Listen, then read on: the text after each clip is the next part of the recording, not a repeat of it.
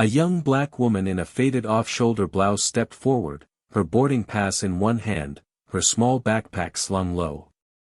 On her shoulder, a strange tattoo curled down like intersecting lines and numbers, cold, cryptic, unsettling. "Ma'am, hold it right there," barked the security officer, Amanda Price. Her eyes narrowed with suspicion. "That mark, you with some gang?" Passengers slowed, their stares digging into Nia Robinson as if she carried disease. Someone muttered, "Figures. Looks like trouble." Nia's throat tightened, but she didn't flinch. The ink on her skin wasn't rebellion, and it wasn't a gang sign. It was something far more dangerous, far more secret. Only a handful in the world knew what it really meant. Nia's boarding pass trembled slightly in her grip, but her gaze stayed locked on Amanda. The officer's tone dripped with disdain. "Tickets don't make you first class. That ink screams criminal." She gestured sharply, her voice loud enough for half the terminal. "Step aside, we need to re-verify everything." Nia inhaled slowly, steadying herself, but the sting was sharp. The crowd shifted, some passengers edging away as though her tattoo carried violence in its strokes. A businessman scoffed under his breath. A mother pulled her child closer. The isolation pressed in, suffocating, as if the whole terminal was collapsing around her. "Ma'am, I already scanned in," Nia replied, her voice calm but clipped. "I've done nothing wrong. That tattoo isn't what you think." Amanda smirked, eyes cold. "Then prove it. Show ID. Show your bank card. People like you try tricks all the time."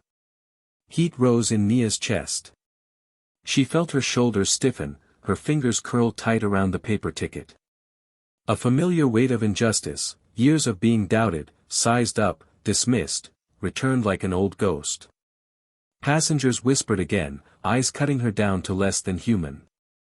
A man near the gate muttered, "First class. With that look? Joke." Nia fought to keep her chin high. Every second of silence carved deeper into her pride. She extended her ID, her voice flat but strong. "Everything checks. Stop wasting everyone's time." Amanda studied the card far longer than necessary, dragging the pause like a blade. She finally shoved it back, muttering, "We'll see if you still board after my supervisor arrives." Nia's eyes darted to the floor. One hand lifted unconsciously to her tattoo, tracing its cold lines. She never wanted this symbol to expose her. But now, under the glare of 100 eyes, the secret carved into her skin threatened to erupt. The supervisor arrived, a tall man in a navy blazer with silver stripes at his shoulders. Jacob Miller, head of airport security, approached with deliberate steps. The crowd parted instinctively, the atmosphere tightening like a held breath. Amanda pointed immediately, her voice sharp. This woman tried to board with a suspicious mark. Likely gang affiliation. Jacob's eyes flicked to Nia. His gaze froze, not on her face, not on her clothes, but on the tattoo stretching across her bare shoulder. His jaw tightened. He knew that symbol. Every soldier trained in classified circles knew it. It wasn't gang ink. It was the insignia of Project Sentinel, an experimental military defense program buried so deep it was spoken of only in locked rooms. The air shifted. Jacob's boots seemed to echo against the polished floor. He stopped right in front of Nia, then, stunning everyone, his posture straightened. His hand snapped into a crisp salute. "Ma'am," he said firmly, his voice carrying across the gate. "Forgive the mistake. You have full clearance." Gasps rippled through the onlookers. Amanda's smirk collapsed, draining into confusion and then panic. Passengers who moments ago sneered at Nia now stared, wide-eyed, realizing they had just witnessed something far beyond their comprehension.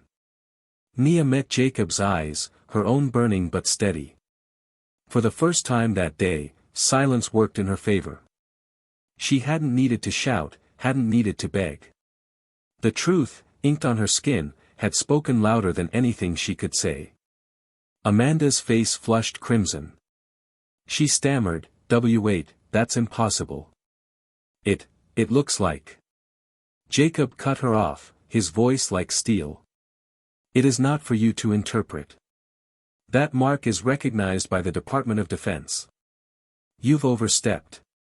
The gate fell into stunned quiet. A businessman who had mocked Nia earlier shifted uncomfortably in his seat. A young woman pulled out her phone, recording every second. The tide was turning, and Amanda felt it. Nia adjusted her backpack strap, finally stepping past the checkpoint. Every eye followed her, no longer with suspicion but with awe and unease. The same whispers that once stripped her dignity now carried her name like a secret too dangerous to speak aloud. Amanda tried one last protest, her voice cracking. "I was just doing my job." Jacob turned to her, eyes cold. "No. You were feeding your prejudice. And you nearly insulted someone whose identity you can't even begin to grasp." The officer's words cut through the air. Amanda stood frozen, her authority crumbling in front of dozens of witnesses. Nia moved toward the jet bridge, her steps deliberate, shoulders squared. Behind her, the whispers swelled, not in scorn this time but in reverence, tinged with fear. She paused just long enough to glance back at Amanda, whose eyes darted between the ground and Jacob's unyielding stare. Nia's voice was quiet but razor-sharp. "Symbols don't lie. Respect does." No one breathed. The line of passengers stood in silence, the weight of her words pressing down like judgment. Amanda's hands twitched at her sides, as if she wanted to protest again, but nothing came. Nia turned away, disappearing down the jet bridge. The moment she vanished, the terminal felt emptier, as though her presence had carved a void no one could fill. Passengers shifted, embarrassed by their own complicity. Jacob exhaled, shaking his head. "Remember this," he muttered to Amanda.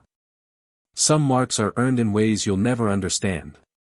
And with that, the lesson lingered in the air, heavier than any boarding call.